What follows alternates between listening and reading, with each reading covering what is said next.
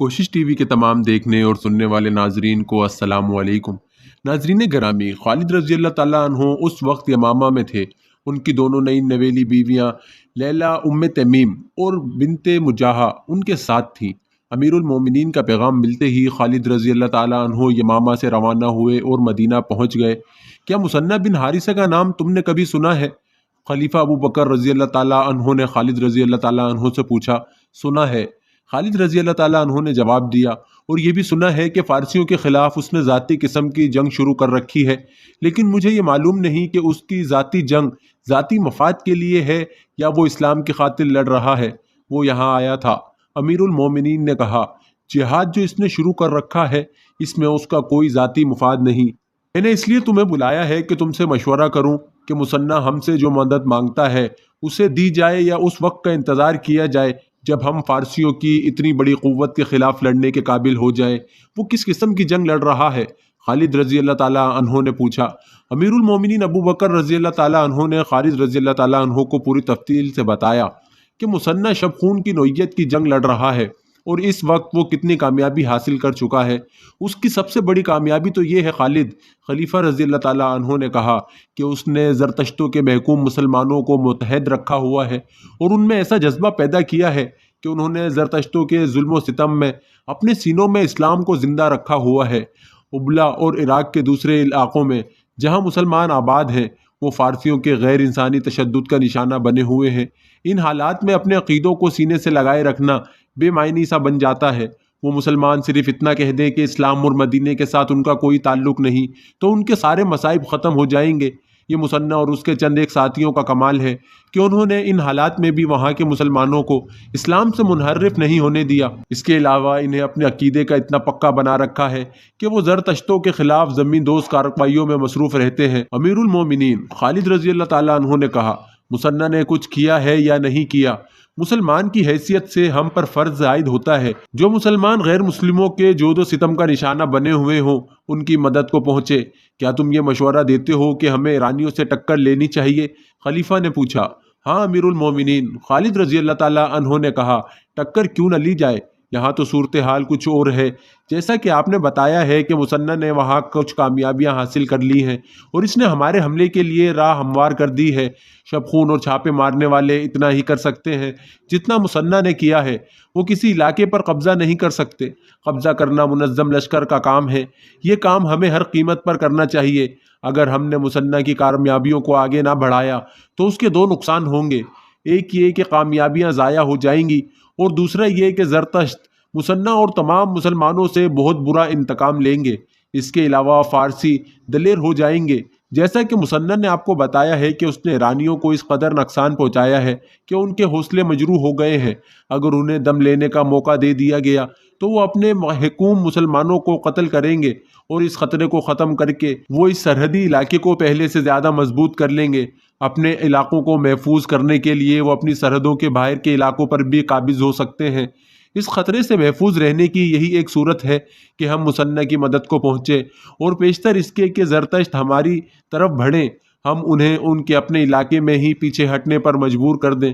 خلیفہ ابو بکر رضی اللہ تعالیٰ عنہ نے خالد رضی اللہ تعالیٰ عنہ کو یہ ہدایت دے کر رخصت کر دیا کہ وہ اپنے لشکر کو ساتھ لے کر عراق کی طرف پیش قدمی کریں۔ خالد رضی اللہ تعالیٰ عنہ، خلیفہ ابو بکر رضی اللہ تعالیٰ عنہ نے کہا، تمہارے لشکر میں زیادہ تعداد ان لوگوں کی ہے جو بڑے لمبے عرصے سے گھروں سے دور لڑ رہے ہیں۔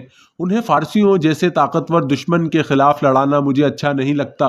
فارسیوں کے خلاف وہی لوگ جم کر لڑ سکیں گے جنہیں احساس ہوگا کہ وہ اللہ کی راہ میں لڑ رہے ہیں۔ میں کسی کو مجبور نہیں کروں گا۔ بہتر صورت یہی ہوگی کہ تم رضاکاروں کی ایک فوج بناؤ۔ اس میں ایسے آدمیوں کو رکھو جو مرتدین کے خلاف لڑ چکے ہیں۔ تمہارے ساتھ کچھ ایسے آدمی بھی ہوں گے جو مرتدین کے ساتھ تھے۔ شکست کھا کر انہوں نے اپنی خیریت اسی میں سمجھی کہ وہ اسلامی لشکر میں شامل ہو جائیں۔ ایسے کسی آدمی کو اپنے لشکر میں نہ رکھنا۔ ہم بڑے طاقتور دشمن کو للکارنے جا رہے ہیں، اس لیے میں کوئی خطرہ مول نہیں لینا چاہتا۔ امیر المومنین رضی اللہ تعالیٰ عنہ خالد رضی اللہ تعالیٰ عنہ نے پوچھا، کیا آپ مجھے یہ اجازت دے رہے ہیں کہ ان لوگوں کو اپنے لشکر سے نکال دوں؟ نکال دینا اور بات ہے ولید کے بیٹے۔ خلیفہ ابو بکر رضی اللہ تعالیٰ عنہ نے کہا، تم اپنے لشکر سے یہ کہنا کہ جو آدمی اپنے گھر کو جانا چاہتا ہے اسے جانے کی اجازت ہے، پھر دیکھنا تمہارے ساتھ کون رہتا ہے۔ اگر تمہارا لشکر بہت کم رہ گیا تو خلافت اس کمی کو کسی نہ کسی طرح پورا کرے گی۔ جاؤ ولید کے بیٹے، اللہ تمہارے ساتھ ہے۔ خلیفہ ابو بکر رضی اللہ تعالیٰ عزم اور ایمان کے پکے تھے۔ انہوں نے عراق پر حملے کا جو فیصلہ کر لیا تھا اس پر وہ ہر حال میں اور ہر قیمت پر پورا عمل کرنا چاہتے تھے۔ خالد رضی اللہ تعالیٰ عنہ تو چاہتے ہی یہی تھے کہ انہیں لڑنے کا موقع ملتا رہے۔ انہوں نے خلیفہ کے ارادے کو اور زیادہ پختہ کر دیا۔ عراق کے اس علاقے میں جہاں دجلہ اور فرات ملتے ہیں مسلمانوں کی بستیاں آباد تھیں۔ یہ مسلمان مظلومیت اور مجبوری کی زندگی گزار رہے تھے۔ اب وہاں کی صورتحال یہ ہو گئی تھی کہ وہ پہلے کی طرح مظلوم اور محکوم رہ رہے تھے جیسے وہ چلتی پھرتی لاشیں ہوں، لیکن ان کے گھروں میں ایسی سرگرمی شروع ہو گئی تھی کہ وہ چھپ چھپ کر برچھیاں اور تیر و کمان بنانے لگے۔ انہیں مثنی بن حارثہ کی طرف سے جو حکم ملتا تھا وہ سرگوشیوں میں گھر گھر پہنچ جاتا تھا۔ مثنی کے چھاپا ماروں نے عراق کی سرحدوں سے دور ایک دشوار گزار علاقے میں اپنا اڈا بنا رکھا تھا۔ برچھیوں اور تیر کمان جو گھروں میں چوری چھپے تیار ہوتے تھے وہ رات کی تاریکی میں اس اڈے تک پہنچ جاتے تھے۔ بستیوں سے جوان آدمی بھی غائب ہونے لگے۔ ایرانوں کی سرحدی چوکیوں پر اور ان کے فوجی قافلوں پر مسلمانوں کے شب خون پہلے سے زیادہ ہو گئے تھے۔ یہ مسلمان در پردہ ایک فوج کی صورت میں منظم ہو رہے تھے اور اس فوج کی نفری بڑھتی جا رہی تھی۔ یمامہ میں خالد رضی اللہ تعالیٰ عنہ کی فوج میں صورتحال اس کے الٹ ہو گئی۔ خالد رضی اللہ تعالیٰ عنہ نے جب اپنی فوج میں جا کر یہ اعلان کیا کہ جو کوئی اپنے گھر کو واپس جانا چاہتا ہے وہ جا سکتا ہے، تو ان کے 10,000 نفری کے لشکر میں صرف 2,000 آدمی رہ گئے۔ 8,000 آدمی مدینہ کو روانہ ہو گئے۔ خالد رضی اللہ تعالیٰ عنہ نے خلیفہ کے نام پیغام لکھا جس میں انہوں نے لکھا کہ ان کے پاس صرف 2,000 نفری رہ گئی ہے۔ خالد رضی اللہ تعالیٰ عنہ نے زور دے کر لکھا کہ انہیں فوری طور پر کمک کی ضرورت ہے۔ امیر المومنین ابو بکر رضی اللہ تعالیٰ عنہ اپنی مجلس میں بیٹھے تھے۔ خالد رضی اللہ تعالیٰ عنہ کے قاصد نے انہیں خالد رضی اللہ تعالیٰ عنہ کا تحریری پیغام دیا۔ خلیفہ نے یہ خط بلند آواز میں پڑھنا شروع کر دیا۔ اس سے ان کا مقصد یہ تھا کہ مجلس میں ان کے جو مشیر اور دیگر افراد بیٹھے ہیں وہ سن لیں تاکہ کوئی مشورہ دے سکیں۔ امیر المومنین ایک مشیر نے کہا، خالد رضی اللہ تعالیٰ عنہ کے لیے کمک بہت جلد چلی جانی چاہیے۔ 2,000 نفری سے زرتشتوں کے خلاف لڑائی کی سوچی بھی نہیں جا سکتی۔ قعقاع بن عمرو کو بلاؤ۔ امیر المومنین رضی اللہ تعالیٰ عنہ نے حکم دیا۔ تھوڑی دیر بعد گٹھے ہوئے جسم کا ایک قدابہ نوجوان خلیفہ کے سامنے آن کھڑا ہوا۔ قعقاع، امیر المومنین رضی اللہ تعالیٰ عنہ نے اس نوجوان سے کہا، خالد رضی اللہ تعالیٰ عنہ کو کمک کی ضرورت ہے، تیاری کرو اور فوراً یمامہ پہنچو اور اسے کہو کہ میں ہوں تمہاری کمک۔ یا امیر المومنین، ایک مشیر نے حیران ہو کر کہا، خدا کی قسم آپ مذاق نہیں کر رہے، لیکن اس سالار کو جس کی 8,000 فوج اس کا ساتھ چھوڑ گئی ہو صرف ایک آدمی کی کمک دینا مذاق لگتا ہے۔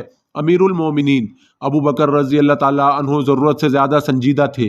انہوں نے اس مجاہد کو سر سے پاؤں تک دیکھا اور سکون کی آہ لے کر بولے، مجاہدین کے جس لشکر میں ایسا جوان موجود ہو وہ لشکر شکست نہیں کھائے گا۔ وہ مجاہد اسی وقت گھوڑے پر سوار ہوا اور مدینے سے نکل گیا۔ مشہور مورخ طبری ابن حساق اور سیف بن عمر نے یہ واقعہ بیان کرتے ہوا لکھا ہے کہ اس سے پہلے بھی ایسا واقعہ ہو چکا تھا۔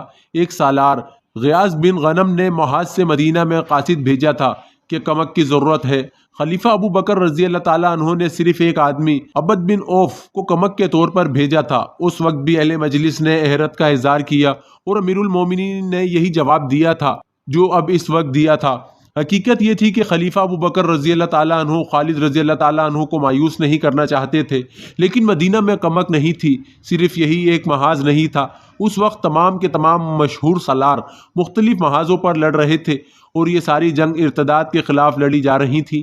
اسلام کے دشمن دیکھ چکے تھے کہ مسلمانوں کو میدان جنگ میں شکست دینا بڑا مہنگا سودا ہے، چنانچہ اسلام کو کمزور کر کے ختم کرنے کا انہوں نے یہ طریقہ اختیار کیا کہ کئی افراد نے نبوت کا دعویٰ کر دیا اور اپنے اپنے طریقوں سے اپنے پیروکار بنا لیے۔ متعدد ایسے قبیلے جو اسلام قبول کر چکے تھے اسلام سے منحرف ہو گئے اور انحراف کا یہ سلسلہ تیز ہوتا جا رہا تھا۔ ارتداد کے اس فتنے کے پیچھے یہودیوں کا ہاتھ تھا۔ خلیفہ ابو بکر رضی اللہ تعالیٰ عنہ کی خلافت اسی فتنے کے خلاف برسر پیکار رہی۔ اس فتنے کو وعظوں اور تبلیغی لیکچروں سے نہیں دبایا جا سکتا تھا، اس کے لیے مسلح جہاد کی ضرورت تھی۔ یہ جنگی پیمانے کی مہم تھی جسے سر کرنے کے لیے مدینہ فوج سے خالی ہو گیا تھا۔ کمزور معاہدوں کو کمزور محاذوں کو کمک دینے کے لیے دوسرے محاذوں سے فوج بھیجی جاتی تھی۔ امیر المومنین نے خالد رضی اللہ تعالیٰ عنہ کو صرف ایک آدمی دینے پر اکتفا نہ کی، انہوں نے دو طاقتور قبیلوں بدر اور ربیہ کے سرداروں کو پیغام بھیجے کہ خالد رضی اللہ تعالیٰ عنہ کو زیادہ سے زیادہ آدمی دیں۔ صرف ایک آدمی قعقاع بن عمرو جب خالد رضی اللہ تعالیٰ عنہ کے پاس پہنچا تو خالد رضی اللہ تعالیٰ عنہ نے اپنے خیمے میں غصے سے ٹہلتے ہوئے کہا، صرف ایک آدمی؟ کیا میں نے امیر المومنین کو بتایا نہیں کہ میرے پاس صرف 2000 لڑنے والے رہ گئے ہیں اور خلافت مجھ سے توقع رکھتی ہے کہ میں فارس کی اس فوج سے ٹکر لوں جو ذرہ میں ڈوبی ہوئی تھی؟ میرے سالار، قعقاع نے کہا، میں 8000 کی کمی پوری نہیں کر سکتا، خدا کی قسم کوئی کمی رہنے بھی نہیں دوں گا۔ وقت آنے دیں، جس رسول اللہ صلی اللہ علیہ وسلم کا کلمہ پڑھتا ہوں اس کی روح مقدس کے آگے تمہیں شرمسار نہیں ہونے دوں گا۔ آفرین عرب کے بیٹے حسین و جمیل لیلا تمیم نے قعقاع کے کندھے پر بڑی زور سے تھپکی دے کر کہا، جس دین کے تم پر ستار ہو اسے تم جیسے نوجوان قیامت تک زندہ رکھیں گے۔ خدا کی قسم، خالد رضی اللہ تعالیٰ عنہ کی دوسری بیوی بنت مجاہہ نے پرجوش لہجے میں کہا، یہ نوجوان 8000 کی کمی پوری کر سکتا ہے، میں یمامہ میں بیٹھا نہیں رہوں گا۔ خالد رضی اللہ تعالیٰ عنہ نے ایسے کہا جیسے اپنے آپ سے باتیں کر رہے ہوں، مثنیٰ میرا انتظار کر رہا ہوگا، میں اسے اکیلا نہیں چھوڑوں گا۔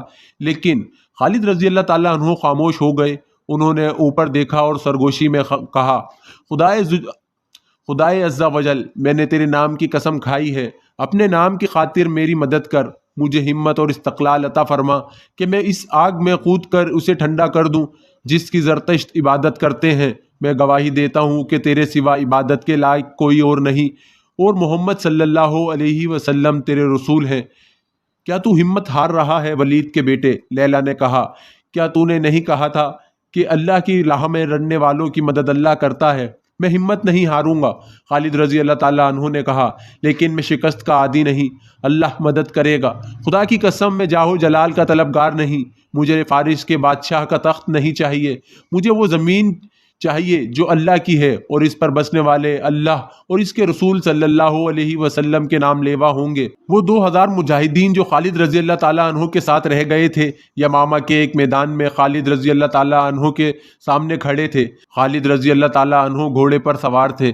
مجاہدین اسلام خالد رضی اللہ تعالیٰ عنہ اپنی اس قلیل فوج سے بڑی بلند آواز میں مخاطب ہوئے، اللہ تعالیٰ نے ہمیں اسلام کا نام دور دور تک پہنچانے کے لیے چنا ہے۔ وہ جنہیں اپنے گھر اور اپنے مال و عیال عزیز تھے وہ چلے گئے، ہمیں ان سے گلہ نہیں، انہوں نے خاک و خون کے راستے میں ہمارا ساتھ دیا تھا، بڑے لمبے عرصے تک وہ ہمارے ہم سفر رہے، اللہ انہیں جہاد کا صلہ عطا فرمائے۔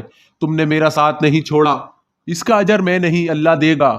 ہم بہت ہی طاقتور دشمن پر حملہ کرنے جا رہے ہیں، مت دیکھو ہماری تعداد کتنی ہے، بدر کے میدان میں تم کتنے اور قریش کتنے تھے، احد میں بھی مسلمان تھوڑے تھے، میں اس وقت مسلمانوں کے دشمن قبیلے کا فرد تھا، تم میں بھی ایسے موجود ہیں جو قبول اسلام سے پہلے بدر کے میدان میں مسلمانوں کے خلاف لڑے تھے۔ کیا ہم نے کہا نہیں تھا کہ ان تھوڑے سے مسلمانوں کو ہم گھوڑوں تلے کچل ڈالیں گے؟ کیا تمہیں یاد نہیں کہ ہم جو تعداد میں بہت زیادہ تھے ان کے ہاتھوں پسپا ہوئے تھے جو تعداد میں بہت تھوڑے تھے؟ کیوں ایسا کیوں ہوا تھا؟ اس لیے کہ مسلمان حق پر تھے اور اللہ حق پرستوں کے ساتھ ہوتا ہے۔ آج تم حق پرست ہو۔ خالد رضی اللہ تعالیٰ عنہ کے ہاتھ میں ایک کاغذ تھا جو انہوں نے کھول کر اپنے سامنے کیا۔ امیر المومنین نے ہمارے نام ایک پیغام بھیجا ہے، انہوں نے لکھا ہے، میں خالد بن ولید رضی اللہ تعالیٰ عنہ کو فارسیوں کے خلاف جنگ لڑنے کے لیے بھیج رہا ہوں۔ تم سب خالد رضی اللہ تعالیٰ عنہ کی قیادت میں اس وقت تک جنگ جاری رکھو گے جب تک تمہیں خلافت کی طرف سے حکم نہیں ملتا۔ خالد رضی اللہ تعالیٰ عنہ کا ساتھ نہ چھوڑنا اور دشمن کتنا ہی طاقتور کیوں نہ ہو بزدلی نہ دکھانا۔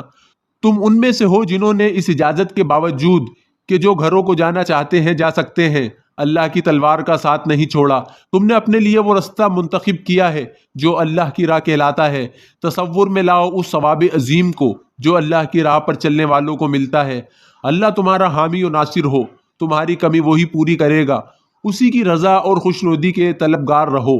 ایک مورخ نے اس خط کا پورا متن اپنی تاریخ میں دیا ہے، معلوم نہیں ابن خلدون اور ابن اسیر نے جن کی تحریریں مستند مانی جاتی ہیں اس خط کا ذکر کیوں نہیں کیا۔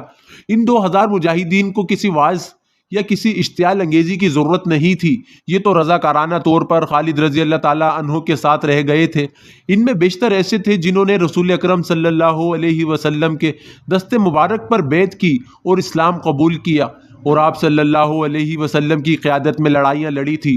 حضور اکرم صلی اللہ علیہ وسلم کے وصال کے بعد وہ یوں محسوس کرتے تھے جیسے آپ صلی اللہ علیہ وسلم کی روح مقدس ان کی قیادت کر رہی ہو۔ رسول اللہ صلی اللہ علیہ وسلم کے ان شدائیوں نے خالد رضی اللہ تعالیٰ عنہ کی اجازت سے ایک کام یہ بھی کیا کہ گھوڑوں پر سوار ہو کر یمامہ کے گرد و نواح میں نکل گئے اور بستی بستی جا کر لوگوں کو گھوڑ سواری کے مختلف کرتب دکھانے لگے، مثلاً دوڑتے دوڑتے گھوڑوں سے اترنا اور پھر دوڑتے ہوئے گھوڑوں پر سوار ہونا، سر پر دوڑتے گھوڑوں سے نشانے پر تیر چلانا، نیزہ بازی اور گھوڑوں کو دوڑتے ہوئے تیغ زنی کے کمالات۔ وہ جوانوں کو فوج میں بھرتی ہونے پر اکساتے اور انہیں بتاتے کہ جنگ میں جا کر انہیں کیا کیا فائدے حاصل ہوں گے۔ اس کے علاوہ وہ ان لوگوں کو یہ بھی بتاتے تھے کہ وہ فوج میں بھرتی نہ ہوئے تو ایرانی آ کر انہیں اپنا غلام بنا لیں گے، جو ان سے بگاڑ لیں گے، انہیں دیں گے کچھ بھی نہیں، اور ان کی جوان بہنوں، بیویوں اور بیٹیوں کو بھی اپنے قبضے میں لے لیں گے۔ اس خطے نے ایرانیوں کا دور حکومت دیکھا تھا، پھر انہوں نے جھوٹے پیغمبر کی شعبدہ بازیاں بھی دیکھی تھی، اور اب وہ مسلمان کی حکومت دیکھ رہے تھے۔ مسلمانوں نے انہیں غلام بنانے کی کوشش نہیں کی تھی۔ ان کے انداز اور طور و طریقے اور رہن سہن بادشاہوں جیسے یا حکمرانوں جیسے نہیں تھے۔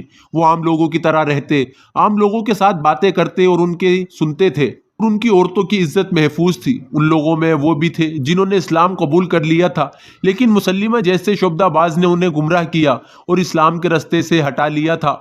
انہوں نے مسلمہ کی نبوت کو مسلمانوں کے ہاتھوں بے نقاب ہوتے دیکھا، اور مسلمہ کی جنگی قوت کو مسلمانوں کی قلیل نفری کی بے جگری کے آگے ریزہ ریزہ ہوتے دیکھا تھا، اور وہ محسوس کر رہے تھے کہ سچا عقیدہ اور نظریہ اسلام ہی ہے جو جھوٹ کی طاقت کو کچل دیتا ہے، اور وہ غیبی طاقت جو سچے کو جھوٹے پر، حق کو باطل پر فتح دیتی ہے، وہ اسلام میں ہے۔ چنانچہ یہ لوگ خالد رضی اللہ تعالیٰ عنہ کی فوج میں شامل ہونے لگے۔ یہ خالد رضی اللہ تعالیٰ عنہ کے مجاہدین کی کوشش کا حاصل تھا۔ یمامہ میں شور اٹھا، کچھ لوگ دوڑتے ہوئے بستی سے باہر چلے گئے، عورتیں چھتوں پر جا چڑھیں، افق سے گرد کی گھٹائیں اٹھ رہی تھیں اور یمامہ کی طرف بڑھی آ رہی تھی۔ آندھی آ رہی ہے، لشکر ہے، کسی کا لشکر آ رہا ہے، ہوشیار، خبردار، تیار ہو جاؤ۔ خالد رضی اللہ تعالیٰ عنہ ایک قلعہ نما مکان پر جا چڑھے۔ یہ آندھی نہیں، کسی کی فوج تھی۔ مرتدین کے سوا اور کس کی فوج ہو سکتی تھی؟ خالد رضی اللہ تعالیٰ عنہ کو افسوس ہونے لگا کہ وہ کس برے وقت انہوں نے اپنی فوج سے کہا تھا کہ جو گھروں کو جانا چاہتے ہیں چلے جائیں۔ گرد کے جو بادل اٹھے آ رہے تھے، یہ بہت بڑے لشکر کی گرد تھی۔ خالد رضی اللہ تعالیٰ عنہ کے پاس صرف 2000 نفری تھی، یا وہ نفری تھی جو ابھی ابھی فوج میں شامل ہوئی تھی۔ اس پر ابھی بھروسہ نہیں کیا جا سکتا تھا، لیکن اور ہو بھی کیا سکتا تھا؟ یمامہ کی آبادی تھی، اس میں لڑنے والے آدمی موجود تھے، لیکن یہ خطرہ بھی تھا کہ یہ لوگ دشمن سے مل جائیں گے، اور یہ خطرہ بھی کہ یہ پیٹھ پر وار کریں گے۔ مجاہدین اسلام، خالد رضی اللہ تعالیٰ عنہ نے قلعہ نما مکان کی چھت سے للکار کر کہا، بہت بڑے امتحان کا وقت آ گیا ہے، اللہ کے سوا تمہارا مددگار کوئی نہیں۔ خالد رضی اللہ تعالیٰ عنہ چپ ہو گئے، کیونکہ انہیں دفوں اور ڈھولوں کی دمک سنائی دینے لگی تھی۔ حملہ آور دف بجاتے نہیں آیا کرتے، دمک بلند ہوتی جا رہی تھی۔ خالد رضی اللہ تعالیٰ عنہ نے ادھر دیکھا، گرد بہت قریب آ گئی تھی، اور اس میں چھپے ہوئے اونٹ اور گھوڑے نظر آنے لگے تھے۔ گرد کے دبیز پردے میں آنے والا لشکر نعرے لگانے لگا، اسلام کے پاس بانو۔ خالد رضی اللہ تعالیٰ عنہ نے اوپر سے چلا کر کہا، اللہ کی مدد آ رہی ہے، آگے بڑھو، استقبال کرو، دیکھو یہ کون ہے۔ خالد رضی اللہ تعالیٰ عنہ دوڑتے نیچے اترے، اپنے گھوڑے پر کود کر سوار ہوئے اور گھوڑے کو ایڑ لگا کر بستی سے نکل گئے۔ آنے والا لشکر بستی سے کچھ دور رک گیا اور دو گھوڑ سوار آگے بڑھے۔ خالد رضی اللہ تعالیٰ عنہ ان تک پہنچے اور گھوڑے سے اترے۔ وہ دونوں سوار بھی اتر آئے۔ وہ مدر اور ربیہ قبیلوں کے سردار تھے۔ مدینہ سے اطلاع آئی تھی کہ تمہیں مدد کی ضرورت ہے۔ ایک سردار نے کہا، میں 4000 آدمی ساتھ لایا ہوں، ان میں شتر سوار ہیں، گھوڑ سوار بھی ہیں اور پیادے بھی ہیں، اور 4000 کی تعداد میرے قبیلے کی ہے۔ دوسرے سردار نے کہا۔ خالد رضی اللہ تعالیٰ عنہ نے فرت مسرت سے دونوں کو اپنے بازوؤں میں لے لیا اور خوشی سے کانپتی ہوئی آواز میں بولے۔ خالد رضی اللہ تعالیٰ عنہ نے فرت مسرت سے دونوں کو اپنے بازوؤں میں لے لیا اور خوشی سے کانپتی ہوئی آواز میں بولے، اللہ کی قسم، اللہ نے مجھے کبھی مایوس نہیں کیا۔ خالد رضی اللہ تعالیٰ عنہ کے پاس اب 10,000 نفری کا لشکر جمع ہو گیا تھا۔ انہوں نے مدرہ اور ربیعہ کا سرداروں کو اچھی طرح سمجھا دیا کہ انہیں کہاں جانا ہے اور دشمن کتنا طاقتور ہے۔ ہم تمہاری مدد کو آئے ہیں ولید کے بیٹے، ایک سردار نے کہا۔ ہماری منزل وہی ہے جو تمہاری ہے، مدینہ سے ہمیں اطلاع ملی ہے کہ امیر لشکر تم ہو۔ دوسرے سردار نے کہا، جہاں کہو گے چلیں گے، دشمن جیسا بھی ہوگا لڑیں گے۔ خالد رضی اللہ تعالیٰ عنہ نے ایرانی سلطنت کے ایک حاکم ہرمز کے نام پیغام لکھوایا۔ اس وقت عراق ایران کی شہنشاہی کا ایک صوبہ تھا۔ اس کا حاکم یا امیر ہرمز تھا، جس کی حیثیت آج کل کے گورنر جیسی تھی۔ اس کا ذکر پیچھے آ چکا ہے۔ وہ بڑا ہی بدنیت، جھوٹا اور فریب کار تھا۔ کمینگی میں اس کا نام ضرب المثل کے طور پر استعمال ہوتا تھا۔ خالد رضی اللہ تعالیٰ عنہ نے اس کے نام خط میں لکھوایا، تم اسلام قبول کر لو گے تو تمہارے لیے امن ہوگا، اگر نہیں تو اپنا علاقہ سلطنت اسلامیہ میں شامل کر دو، اس کے حاکم تم ہی رہو گے اور مدینہ کی خلافت کو جزیہ ادا کرتے رہو گے۔ اس کے عوض تمہاری اور تمہارے لوگوں کی سلامتی اور دفاع کے ذمہ دار ہم ہوں گے۔ اگر یہ بھی منظور نہیں تو اپنی سلامتی کے ذمہ دار تم خود ہو۔ اللہ ہی جانتا ہے کہ تمہارا انجام کیا ہوگا۔ فتح و شکست اللہ کے اختیار میں ہے، لیکن میں تمہیں خبردار کرنا اپنا فرض سمجھتا ہوں کہ ہم وہ قوم ہے جو موت کی اتنی ہی عاشق ہے جتنی تمہیں زندگی عزیز ہے۔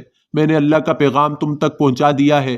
خالد رضی اللہ تعالیٰ عنہ نے یہ خط ایک ایلچی کو دے کر کہا کہ وہ 2 محافظ اپنے ساتھ لے جائے اور جس قدر تیز رفتاری سے جا سکتا ہے یہ پیغام ہرمز تک پہنچائے اور جواب لے کر آئے۔ تمہاری واپسی تک میں یمامہ میں نہیں ہوں گا۔ خالد رضی اللہ تعالیٰ عنہ نے ایلچی سے کہا، مجھے عراق کی سرحد پر کہیں ڈھونڈ لینا، کو یاد رکھنا، وہاں سے تمہیں پتہ چل جائے گا کہ میں کہاں ہوں۔ ایلچی کی روانگی کے فوراً بعد خالد رضی اللہ تعالیٰ عنہ نے 10,000 کے لشکر کو کوچ کا حکم دے دیا۔